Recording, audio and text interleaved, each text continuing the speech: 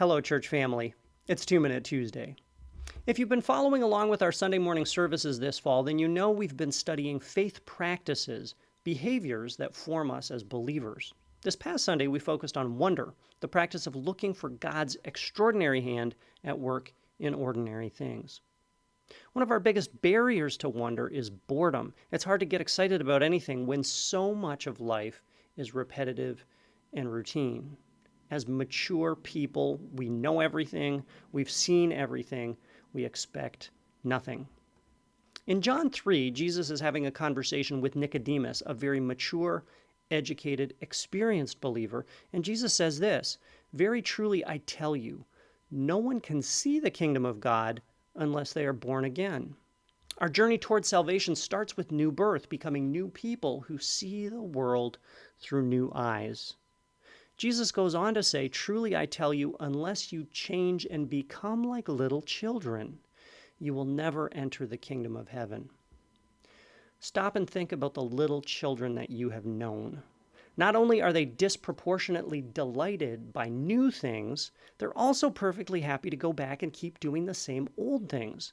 G.K. Chesterton puts it like this: because children have abounding vitality, because they are in spirit fierce and free, they want things repeated and unchanged. They always say, "Do it again."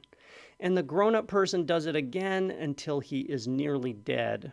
For grown-up people are not strong enough to exult in monotony. Chesterton then goes on to reflect on the connection that Jesus makes between the new heart of a child and the heart of the living God. Listen.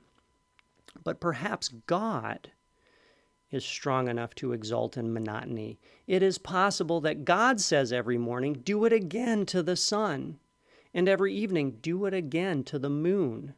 It may not be automatic necessity that makes all daisies alike.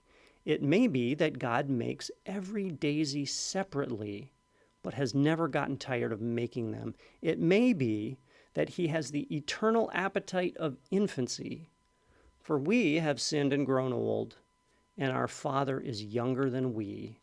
The repetition in nature may not be a mere recurrence, it may be a theatrical encore.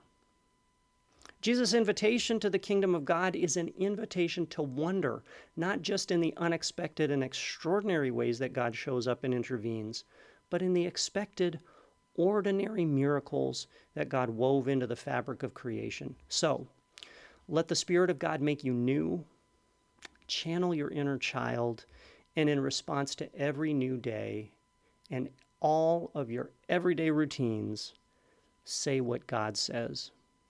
Do it again.